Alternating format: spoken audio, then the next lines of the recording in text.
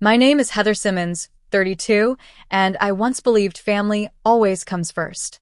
When my parents and brother needed a place to stay, I opened my home without hesitation.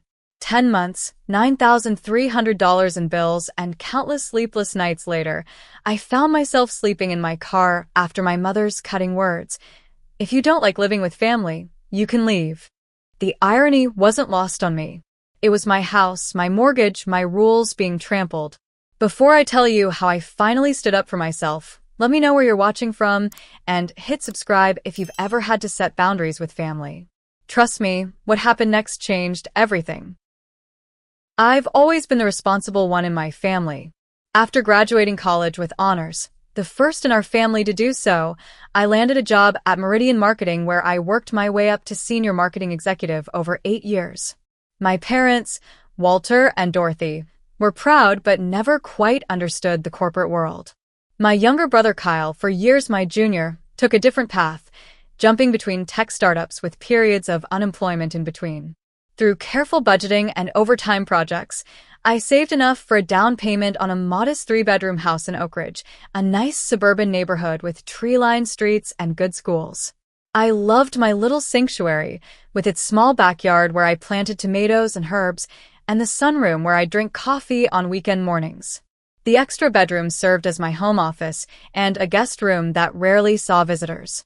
It wasn't luxurious, but it was mine, bought and paid for with my own hard work.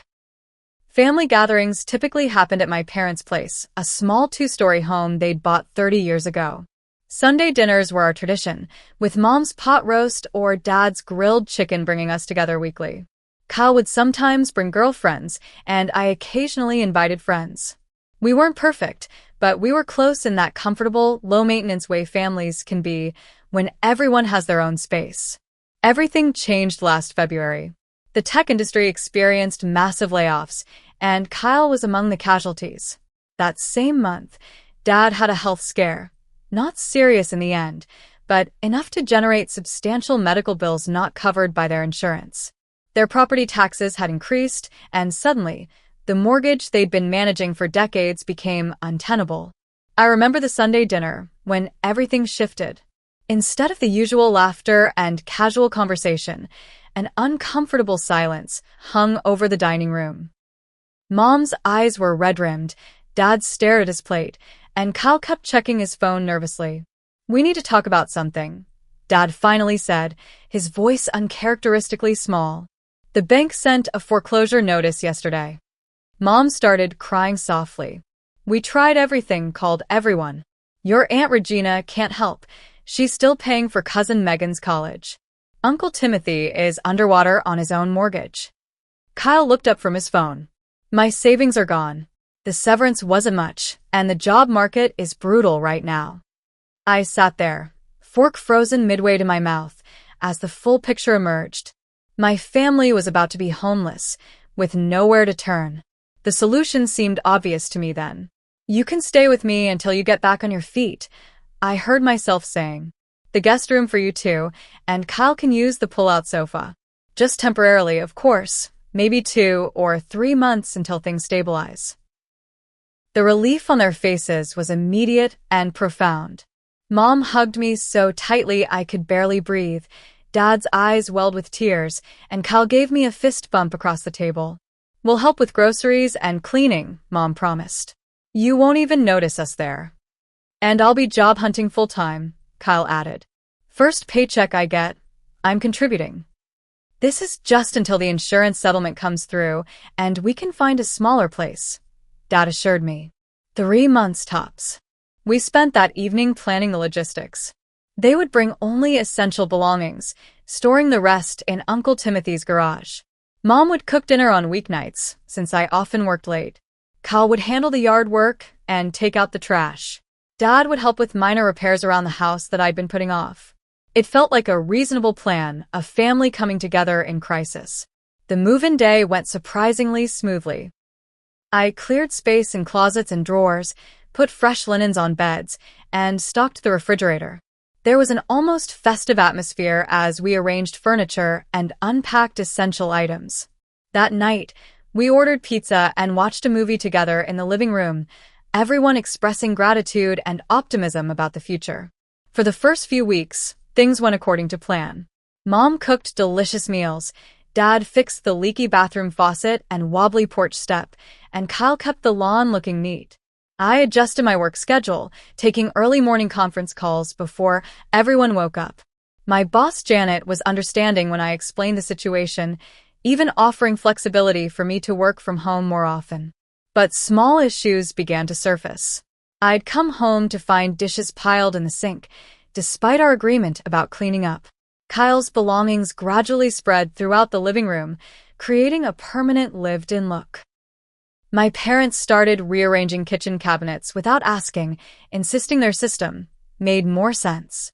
The grocery bills doubled, then tripled. Premium coffee replaced my budget brand, organic vegetables filled the produce drawer, and name brand everything appeared in the pantry. When I gently mentioned this, Mom seemed hurt. "I thought you'd want us to feel at home.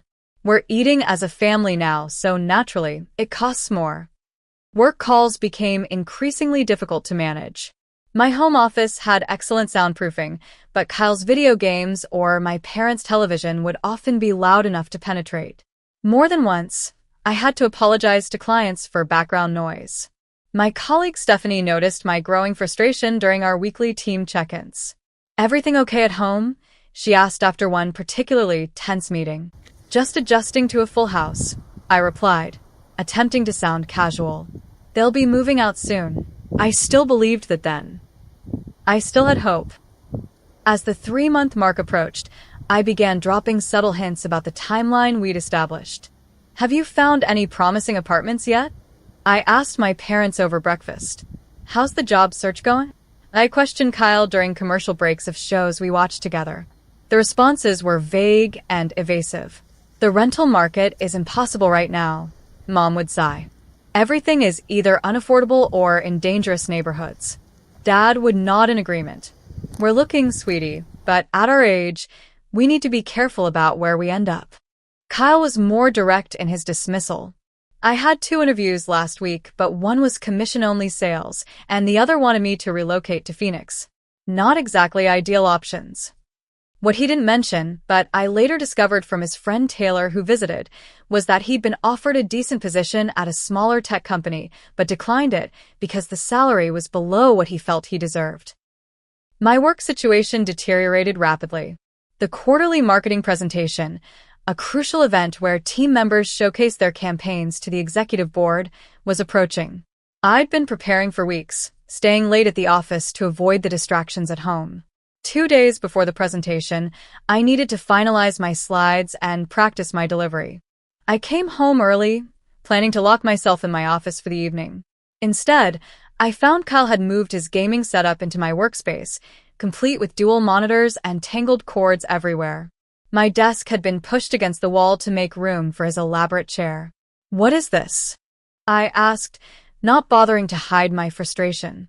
"Oh, hey," he said without removing his headset. "The Wi-Fi signal is stronger in here, and the living room was getting uncomfortable to sleep in every night. I figured you wouldn't mind since you're usually at the office anyway." I stood there, speechless, as he returned to his game, shouting commands to his online teammates. My files had been stacked haphazardly on the floor, and my ergonomic chair was nowhere to be seen. The next morning, I attempted to schedule a family meeting to discuss household issues. Mom dismissed the idea immediately. "Honey, we're family, not roommates. We don't need formal meetings to talk to each other." Her tone suggested I was being ridiculous for even suggesting it. I tried a different approach, creating a simple chore chart and leaving it on the refrigerator. It disappeared within hours. When I asked about it, Dad looked uncomfortable. "Your mother felt it was a bit insulting, like you're treating us like children." Meanwhile, my financial situation was becoming concerning. My carefully built savings, intended for eventual property investments or emergencies, was steadily decreasing. The utility bills had doubled with 3 additional adults in the house. Groceries now cost triple what I'd budgeted previously. When I checked my credit card statement, I noticed unfamiliar charges from gas stations and restaurants on days I'd been at work. Confronting Kyle about using my card without permission led to an indignant response. I was going to pay you back on payday, he insisted, though we both knew he didn't have a payday coming. It's not like you can't afford it. Besides, I needed to take Rachel out for her birthday. Rachel, his new girlfriend, had become an increasingly common presence in the house, staying for dinner and often overnight without any prior discussion. My bathroom counter became crowded with her cosmetics, and the hot water frequently ran out before my morning shower. During a rare lunch with my friend Jessica, I finally voiced my growing concerns. "You're being taken advantage of," she said bluntly, stirring her iced tea. "It's been almost 4 months, and they've made zero progress toward moving out. Meanwhile, they're treating your house like a hotel, and you like the staff. They're family," I protested weakly. "They're going through a tough time." Jessica's expression softened. "Look, I know you love them, but there's a difference between helping someone through a crisis and enabling them to avoid responsibility. Have they even looked at apartments recently?" I couldn't answer honestly, because I knew they hadn't. The situation reached a new low when my boss Diana called me into her office after the quarterly presentation, which hadn't gone well. I'd been unprepared and distracted, stumbling through slides I normally would have mastered. "Heather, is everything all right?" This isn't like you. Diana's concern was genuine. "Your performance has been slipping lately. The Johnson account numbers were late, and the creative for the Westfield campaign needed significant revisions." I considered making excuses, but opted for honesty. "I'm dealing with some family issues at home. It's been affecting my focus, but I'm handling it." Diana nodded sympathetically. "Family is important, but so is your career. You are on track for the associate director position this year. I'd hate to see that opportunity go to someone else." The warning was clear, though kindly delivered. My professional reputation, built over years of dedication and excellence, was at risk. That night, I tried once more to discuss the timeline with my parents, approaching the topic during dinner. "It's been 4 months now," I began carefully. "I'm wondering what progress we've made toward finding you a new place." Mom's expression immediately turned hurt. "Are you saying you want us out? After everything we've done for you your entire life?" "No, of course not, but we did agree this was temporary, and—" "Your father is still waiting on the insurance appeal," she interrupted. "And housing prices aren't going to magically drop overnight just because you're tired of having us around." Dad avoided eye contact, suddenly very interested in his mashed potatoes. Kyle scoffed audibly. "Wow, just wow," he muttered. "Real nice, sis." I retreated, as I always did when confronted with their unified disapproval. But that night, lying awake at 2 a.m., listening to Kyle and Rachel's laughter from the living room, I realized with painful clarity that my home no longer felt like mine. I had become a guest in my own house, walking on eggshells, afraid to disturb the new order of things. 6 months into what was supposed to be a temporary arrangement, I sat at my desk during lunch break and calculated exactly how much this family crisis had cost me. Utilities had increased by $450 monthly. Groceries now ran about $1,200 more per month than when I lived alone. There were car maintenance costs from Dad using my vehicle regularly, streaming service upgrades Kyle had insisted upon, and countless takeout meals ordered when everyone was too tired to cook. The total came to over $9,300 in additional expenses, not counting the emotional toll or professional setbacks. Kyle had finally found part-time work at a local electronics store, but his contribution to household expenses remained precisely zero. His paychecks disappeared into gaming equipment, dates with Rachel, and new clothes. When I broached the subject of rent or grocery money, he looked offended. "I'm saving up for my own place," he explained, as if this were perfectly reasonable. "The sooner I can move out, the sooner you get your precious space back." The irony that I was essentially funding his savings by covering all his living expenses seemed lost on him. Meanwhile, my parents had taken complete ownership of the house in ways that left me feeling like an intruder. Mom rearranged the living room furniture without discussion, claiming the new layout opened up the energy. Dad installed a satellite dish for special sports channels, drilling into the exterior walls without asking. The guest bathroom, once pristine and minimalist, now overflowed with their toiletries, towels, and medications. The final boundary dissolution came when extended family began visiting, without notice. I came home one Tuesday to find Aunt Regina and Uncle Timothy sitting in my living room, drinking my special occasion wine. Mom had prepared dinner for 6 using the expensive salmon I'd been saving for a work celebration. Surprise. Mom exclaimed. I thought it would be nice to have everyone together. I smiled stiffly, exhausted from a 10-hour workday and an hour-long commute, now faced with entertaining relatives until late evening. That night, I counted 5 missed calls from Diana about the quarterly budget projections I hadn't completed. The next morning, I faced the consequences. Diana's disappointment was evident as I fumbled through an explanation for my missed deadline. This is the 3rd time this quarter, Heather, she said, her tone measured but serious. The promotion committee meets next month. Right now, I can't confidently recommend you for advancement. My colleagues had noticed the change too. Stephanie no longer invited me to lunch, tired of my cancellations. Michael stopped asking for my input on creative briefs, knowing my responses would be delayed or distracted.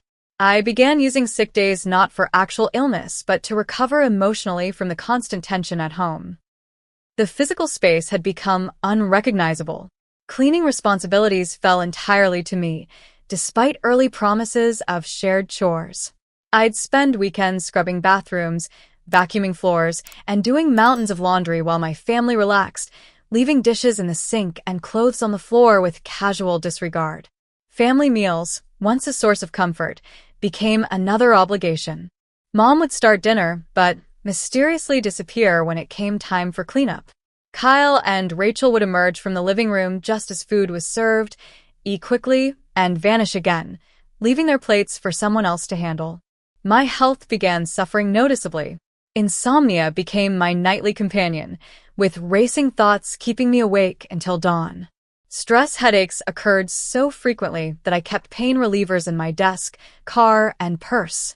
My clothes hung looser as my appetite diminished under constant anxiety. At my friend Jessica's insistence, I started seeing Dr. Pamela, a therapist specializing in family dynamics. During our second session, she asked a question that stopped me cold. Heather, when was the last time you felt truly comfortable in your own home? I couldn't remember. Dr. Pamela suggested direct communication with clear boundaries. Your generosity is admirable, she said, but martyrdom isn't sustainable. You need to advocate for yourself before resentment destroys your relationship with your family entirely. Armed with this perspective, I attempted a conversation with my mother the following weekend. I found her alone in the kitchen, preparing lunch. Mom, can we talk about the living situation? It's been 6 months now, and we haven't discussed any progress toward your and Dad's plans. She continued chopping vegetables without looking up. What is there to discuss? We're fine where we are. But this was supposed to be temporary. I pressed gently. I'm struggling with a financial burden and lack of personal space. Mom put down the knife and turned to face me, expression hardening. So this is about money? After everything we sacrificed to raise you? Do you know how many meals I skipped so you could have new school clothes? How many extra shifts your father worked to pay for your college applications? This familiar guilt trip left me speechless. Dad entered the kitchen, catching the end of Mom's statement. What's going on? He asked, looking between us uneasily. Heather thinks we're a burden, Mom said, tears welling up. She wants to know our exit strategy. I tried to explain. Dad, that's not what We don't have anywhere else to go right now, he interrupted, voice quiet but firm. The insurance appeal was denied, and the housing market is impossible. I thought you understood that. The conversation ended there, with me apologizing for bringing it up and retreating to my room, feeling like the villain in their narrative. Kyle's response when I attempted a similar conversation was even more dismissive. You've changed, he accused, arms crossed defensively. You used to care about family. Now all you care about is your fancy job and your perfect little house. The fact that my fancy job was funding his lifestyle and my perfect house was providing his shelter seemed irrelevant to him. The final insult came when I discovered Rachel had been staying over 5 nights a week, using my utilities, eating my food, and occupying my space without contributing anything. She's practically family now, Kyle shrugged when confronted. Her roommate situation is toxic, so she feels safer here. I swallowed my response, knowing it would only lead to another accusation of selfishness. That night, I called Jessica and sobbed into the phone for an hour, overwhelmed by the impossible situation. "You need to do something drastic," she advised. "They're not going to change as long as the current arrangement works for them." The truth of her words sank in slowly, painfully. In trying to help my family, I had created a situation that harmed all of us, enabling their dependence while breeding my resentment. Something had to give before I lost my job, my health, and what remained of my relationship with my family. I just didn't expect it would happen quite so dramatically. The 8-month mark arrived with a startling announcement over breakfast. Kyle stood at the head of the dining table, arm around Rachel, both beaming with excitement. "We have some news," he declared, as if introducing a pregnancy or engagement. "Rachel's moving in permanently. Her lease is up next week, and it makes sense financially for her to just live here." I nearly choked on my coffee. "Permanently? But you're not even permanent." The room went silent. Mom recovered first, clapping her hands together. "That's wonderful news. We have plenty of room, don't we, Heather?" They all looked at me expectantly, waiting for my enthusiastic approval of this further invasion of my space. I managed a weak nod before excusing myself, claiming a work emergency that didn't exist. In my car, hands shaking on the steering wheel, I realized they had no intention of ever leaving. My home had been completely colonized, my boundaries obliterated, my generosity stretched beyond recognition. I drove to work in a daze, unable to focus on anything but the growing knot of anxiety in my chest. That evening, I discovered another violation. My grandmother's antique jewelry box, one of the few family heirlooms I treasured, lay on my dresser with a broken hinge. Inside, my carefully organized pieces were jumbled together, several missing entirely. When I confronted my mother, her dismissive response was the first crack in the dam of my composure. "It's just an old box, Heather. I needed something to store my medication samples, and it was sitting there collecting dust. I'm sure the hinge was already loose." "And my missing earrings?" I asked, voice tight. She shrugged. "Rachel might have borrowed them for her job interview. Girls share things, you know." The casual disregard for my possessions, my privacy, my very identity in my own home sent a wave of clarity through the fog of obligation and guilt. This wasn't family supporting each other through crisis. This was exploitation disguised as familial closeness. Other violations came into sharp focus. My bedroom door, which I always closed when leaving, was repeatedly open when I returned. Personal mail had been opened and left on the kitchen counter. My journal, hidden in my nightstand drawer, had clearly been moved, its contents becoming fodder for family discussions about my attitude problem. Work documents went missing, only to reappear in strange locations like the bathroom cabinet or under couch cushions. My laptop charger vanished for days, leaving me scrambling to borrow equipment for important presentations. The boundaries between my professional and personal life completely dissolved, with family members answering my phone during client calls or reading my work emails over my shoulder. The final confrontation began innocently enough. After a particularly grueling workday where Diana had pulled me aside for another conversation about performance concerns, I came home craving just 1 hour of solitude. The house was unusually quiet, and I seized the opportunity to soak in a hot bath with a glass of wine, a simple pleasure I hadn't enjoyed in months. 15 minutes into my rare moment of peace, the bathroom door burst open. Kyle walked in without hesitation, reaching for his electric razor on the counter. "Need to clean up for date night," he explained, seemingly oblivious to my shocked expression and attempts to maintain modesty beneath the bubbles. "Kyle, get out," I shouted, sloshing water as I reached for a towel. He rolled his eyes but left, door wide open. I could hear him complaining loudly to Rachel about my overreaction. That night at dinner, with everyone present including Rachel, I attempted a calm, reasonable discussion about basic respect and personal space. I need some privacy and boundaries, I began, keeping my voice steady. We're all adults sharing a space, and certain considerations should be common courtesy. I might as well have announced I was selling the house out from under them. What followed wasn't a discussion but an intervention against me. You've become so selfish since you got this house, Kyle accused, pointing his fork for emphasis. It's like you've forgotten where you came from, who supported you. Rachel nodded sympathetically, despite having known me for only a few months and contributing nothing to the household. Dad stared at his plate, uncomfortable but unwilling to intervene. It was my mother's response that shattered any remaining illusions I had about our family dynamic. If you don't like living with family, you can leave, she said coldly, eyes narrowing. This constant complaining about space and money and privacy, it's unbecoming. We're your family. Act like it. The statement hung in the air like a physical presence. I felt something break inside me, a fundamental trust that family meant support in both directions, not just sacrifice flowing from me to them. This is my house, I said quietly, voice trembling with emotion. My name is on the mortgage. I've paid every bill for 8 months, while all of you lived here for free. Mom's expression hardened further.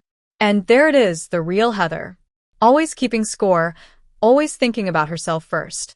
I always told your father you had a cold personality, but I hoped family would warm you up. Kyle nodded in agreement. Seriously, sis. You used to be cool. What happened to you? Dad remained silent, his absence of defense speaking volumes. The family I had sacrificed so much to help now united in painting me as the villain for simply asking for basic respect in my own home. I stood up from the table, legs unsteady, and walked directly to the front door. The cool evening air hit my face as I stepped onto the porch, tears finally breaking free after months of suppression. My car beckoned, the only private space left in my life. Inside the vehicle, I reclined the driver's seat and sobbed until no more tears would come. Hours passed as I sat there in the driveway, watching lights go out in the house one by one. Eventually, exhaustion overcame distress, and I drifted into uneasy sleep right there in the car. The sunrise woke me, stiff and uncomfortable, but with a clarity I hadn't felt in months. As I watched the golden light spread across my neighborhood, a neighborhood I had worked so hard to join, a decision crystallized in my mind. This couldn't continue. Something fundamental had to change, and since my family wouldn't change their behavior, I would have to change the situation entirely. With that resolution, I started my car and drove away, not yet certain of my destination, but absolutely certain of my purpose. The time for enabling was over. The time for action had arrived. I spent that day in a coffee shop across town, laptop open, methodically creating a plan to reclaim my life. My first call was to Melanie, the financial advisor who had guided me through my home purchase 3 years earlier.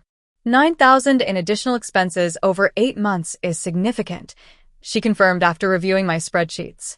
Not to mention the potential impact on your career advancement. From a purely financial perspective, this situation is unsustainable. We discussed options for several hours. The house was solely in my name, which simplified matters legally, but complicated them emotionally. Melanie recommended a consultation with Sandra, a real estate attorney, who agreed to see me that afternoon. You have every legal right to require them to vacate your property, Sandra explained, her office a calm contrast to the chaos of my home. As the sole owner, you can issue a formal notice giving them reasonable time to find alternative housing. What's considered reasonable? I asked, taking detailed notes. 30 days is standard, though courts often look favorably on property owners who provide additional time for family members, especially older parents. Documentation of the original agreement and subsequent financial impact strengthens your position if they contest. I nodded, already drafting a notice in my mind. And if they refuse to leave after the notice period? Sandra's expression turned serious. Then formal eviction proceedings would be necessary.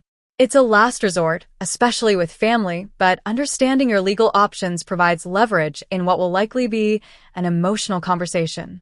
Armed with this knowledge, I made my third important call of the day to Tiffany, a real estate agent Jessica had recommended.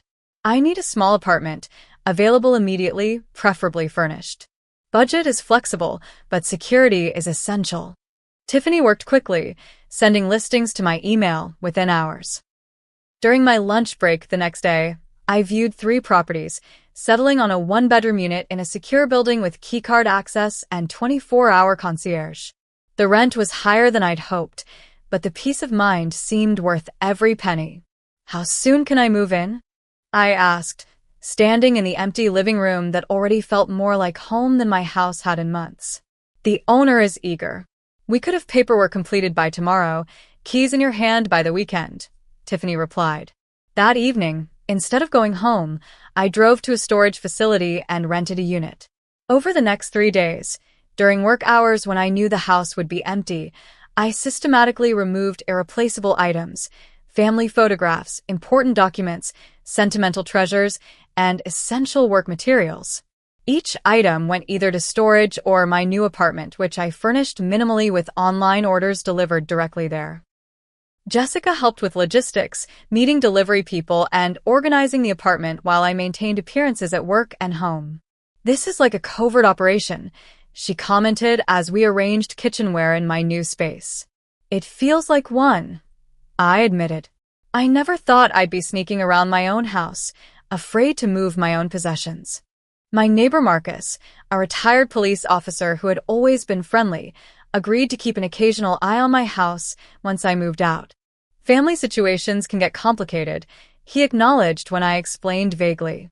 "I'll let you know if anything seems concerning." Dr. Pamela provided crucial emotional support during this preparation phase.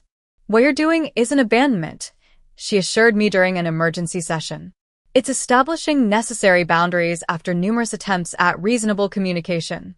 The guilt you're feeling is natural, but not warranted." At work, I confided in Diana about the situation, explaining the impact it had been having on my performance. Her response surprised me with its compassion. "Take 3 days of personal leave next week," she offered. "Get yourself settled, then come back focused. The promotion committee meeting has been delayed until quarter end, which gives you time to demonstrate your usual excellence." The final piece fell into place with a bank transfer, the security deposit, and first month's rent for my apartment, plus a small emergency fund in a new account my family couldn't access. As I confirmed the transaction from my office computer, a weight lifted from my shoulders. For the first time in months, I felt in control of my own life. That night, I prepared mentally for the confrontation to come. I rehearsed what I would say, anticipated their responses, and planned my counters to the emotional manipulation I knew would follow. The dinner I cooked was normal, giving no indication of the bombshell I would drop the next morning. As I lay in bed that final night in my house, surrounded by family who had forgotten how to be family, I felt an unexpected sense of peace. The path forward was clear, even if it wouldn't be easy. Tomorrow would be difficult, but the day after promised something I had almost forgotten existed: freedom in my own life. The morning light filtered through my bedroom curtains as I finalized the documents spread across my desk. A formal 30-day notice to vacate, printed on legal letterhead from Sandra's office. A detailed accounting of expenses incurred during their stay. Photographs documenting the current condition of the property. A reasonable but firm timeline for transition. My hands trembled slightly, but my resolve remained steady. I dressed professionally, as if for an important business meeting, which in many ways this was. The scent of coffee and bacon drifted up from the kitchen. Mom always cooked elaborate weekend breakfasts, one of the few contributions that had remained consistent. I descended the stairs, documents in a folder tucked under my arm, to find the entire family gathered around the dining table. Kyle and Rachel sat close together, sharing sections of the newspaper. Dad worked on a crossword puzzle, while Mom served platters of food. The domestic scene might have been heartwarming if it hadn't been built entirely on my sacrifice. "Good morning," I said, my voice calmer than I expected. "Before we eat, there's something important we need to discuss." Mom looked up, spatula in hand. Can it wait until after breakfast? The eggs will get cold. No, y replied firmly.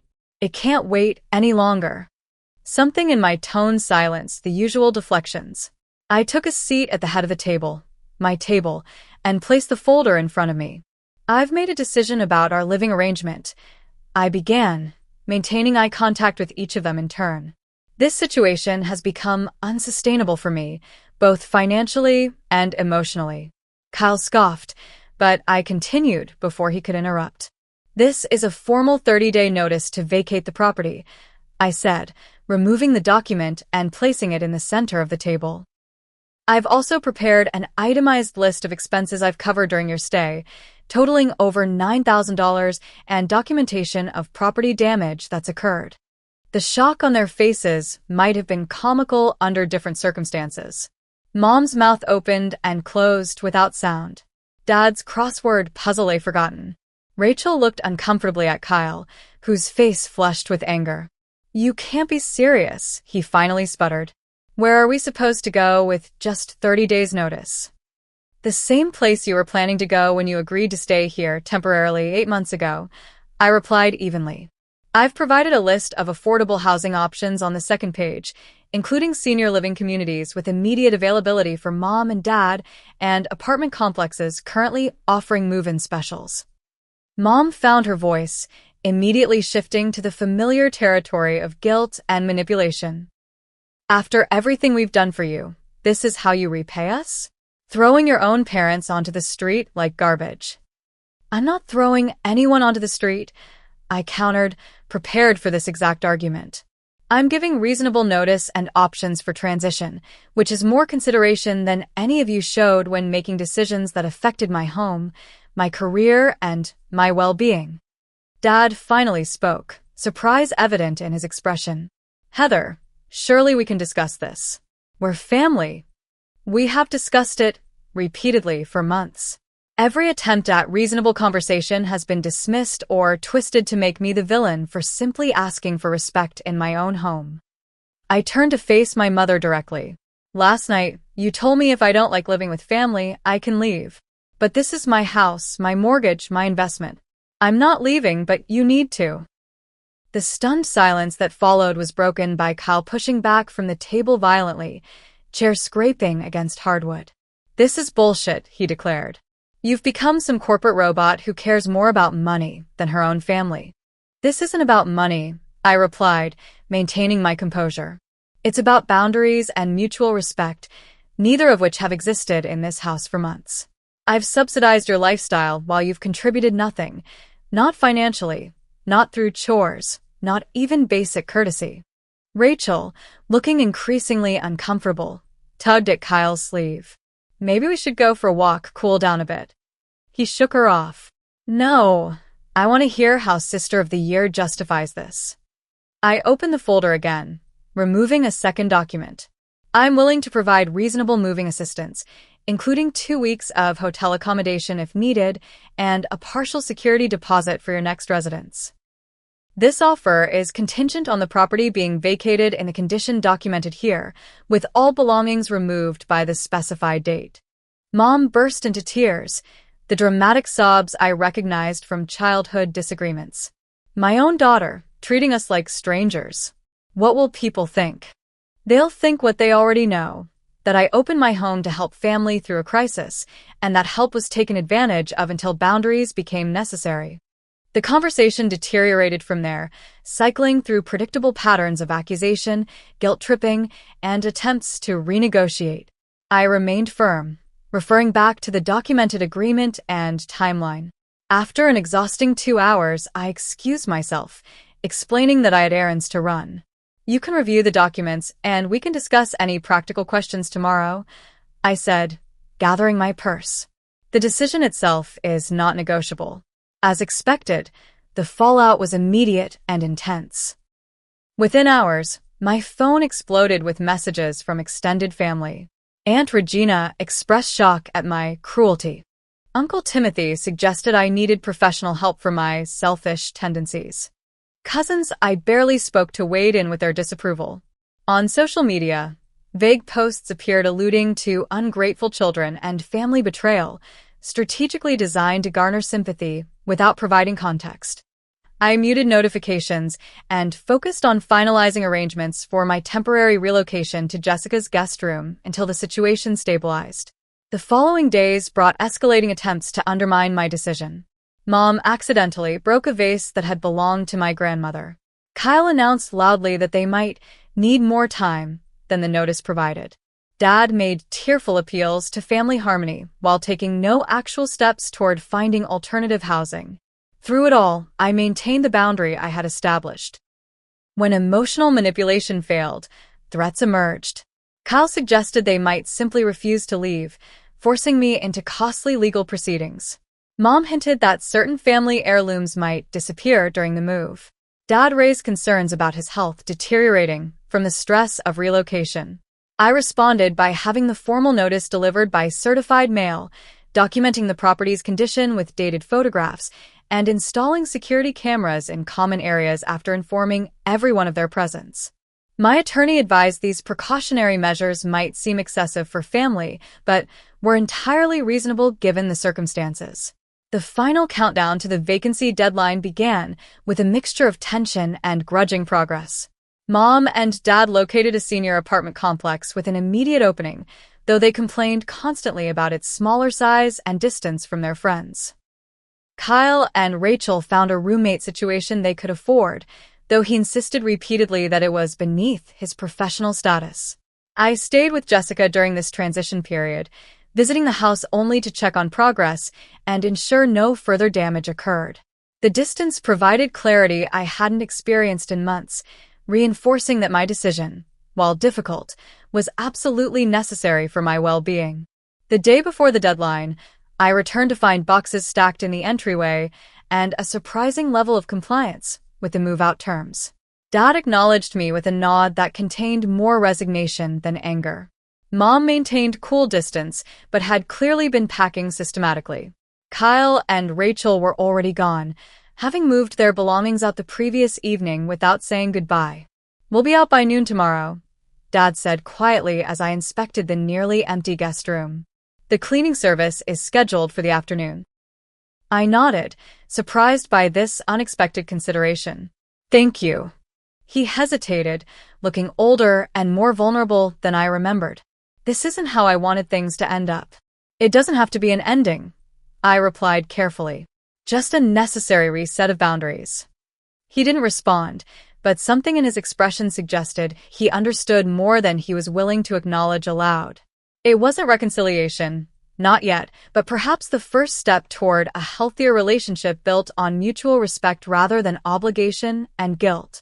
The next day, standing alone in my empty, freshly cleaned house for the first time in nearly a year, I felt no triumph or vindication, only relief and the quiet certainty that I had done what was necessary to reclaim not just my space, but my identity and self-respect.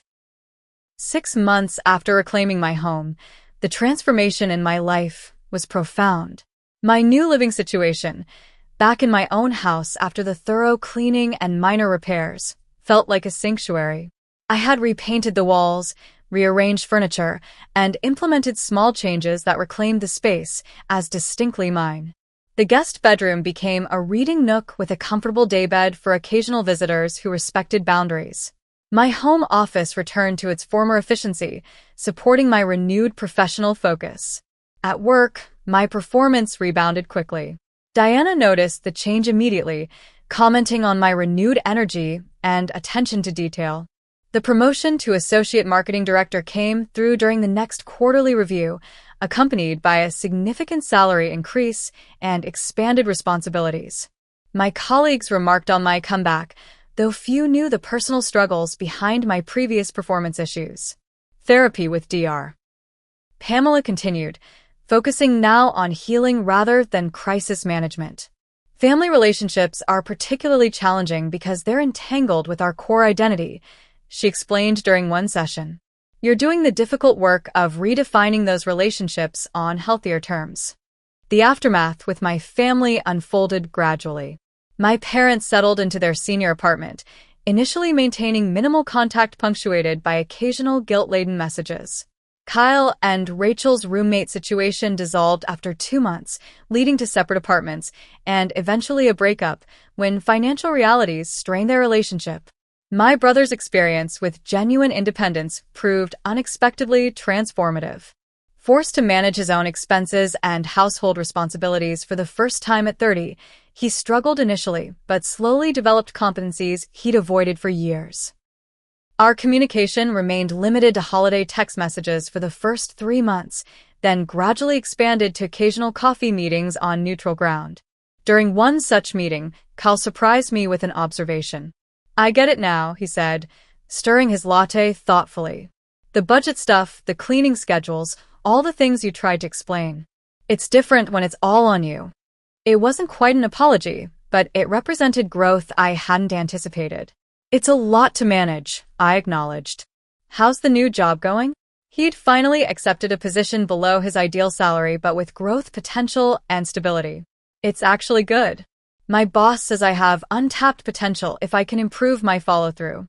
I smiled, recognizing the familiar feedback. "You've always had potential. You just needed the right motivation to apply it." Our relationship remained tentative, but was evolving towards something healthier than before. A connection based on adult mutual respect rather than enabling or dependence. My parents' journey took longer. Mom maintained her position that I had betrayed family loyalty, though her communications gradually shifted from accusatory to informative. Dad reached out more directly, initially with practical questions about home maintenance or bills, then eventually with genuine inquiry about my life and well-being. 4 months after the move, he invited me to lunch without Mom. Sitting across from him at a quiet cafe, I saw weariness, but also a new clarity in his eyes. "Your mother won't admit it," he said after our food arrived, but this separation was necessary. "We'd stopped functioning as independent adults, relying on you instead of facing our situation honestly." I nodded, careful not to interrupt this rare moment of transparency. "I've started part-time work at the hardware store," he continued. "Nothing fancy, but it supplements the retirement income. And we've met neighbors who actually check in on us, form real friendships. We were isolated before, using you as our only social connection." "I'm glad you're finding your way," I said sincerely. "That's all I wanted, for everyone to stand on their own feet again." He reached across the table, briefly squeezing my hand. "I should have supported you more. When everything happened, I stayed silent when I should have spoken up. I'm sorry for that." That simple acknowledgement meant more than elaborate apologies might have. It represented accountability, the recognition that healing required honesty about what had happened. My mother's perspective shifted more gradually. The turning point came unexpectedly through my Aunt Regina, who had initially been among my harshest critics. After visiting my parents' new apartment and seeing their improved situation, she called me. "I think I misjudged what was happening," she admitted. "They're actually doing better now, more active, more engaged. Your mother even joined a book club, something she'd never have done before." 2 weeks later, Mom called with an invitation to Sunday dinner at their apartment. The conversation remained superficial, focused on neighborhood news and distant relatives, but underneath ran an unspoken acknowledgement that our relationship was changing, potentially for the better. As for me, personal growth continued in unexpected ways. I rediscovered hobbies abandoned during the months of family chaos: photography, hiking, community theater. My social circle expanded beyond work colleagues and Jessica to include neighbors, fellow volunteers at a housing security nonprofit I'd joined, and members of a book club focused on personal development. Dating entered my life again, cautiously at first. My experience had made me more aware of relationship dynamics, more attentive to early warning signs of boundary issues. Through a cooking class, I met Ethan, an architectural engineer whose respect for personal space and clear communication felt refreshingly healthy. Our relationship developed slowly, built on mutual independence and choice rather than obligation or rescue fantasies. The most profound change was internal, a fundamental shift in how I defined family obligations and personal boundaries. I no longer equated sacrifice with love or viewed boundary enforcement as selfishness. Instead, I recognized that truly supportive relationships required reciprocity and respect. During a session with Dr. Pamela marking 1 year since the family crisis began, she asked about my biggest lesson from the experience. I learned the difference between helping and enabling. I reflected. Real help empowers someone to solve their own problems. Enabling just postpones inevitable growth and creates dependency. I was enabling my family out of guilt and obligation, calling it love when it was actually fear. And what about forgiveness? She asked. Where are you with that aspect? I considered the question carefully. Forgiveness isn't forgetting or pretending harm didn't occur. For me, it's about releasing the expectation that the past should have been different. My family acted according to patterns established long before this crisis. Understanding that helps me move forward without bitterness. This perspective informed my approach to rebuilding family relationships, with clear boundaries, reasonable expectations, and the courage to maintain both even when uncomfortable. Monthly dinners with my parents became part of our new normal, with my home and theirs as alternating neutral territory where new patterns could form. Kyle and I developed a relationship based on adult siblinghood rather than caretaking. We celebrated his promotion to project manager and his renewed independence, connecting through shared interests rather than crisis management. Looking ahead, I made plans to potentially purchase a small rental property, turning the difficult financial lessons of the past into future security.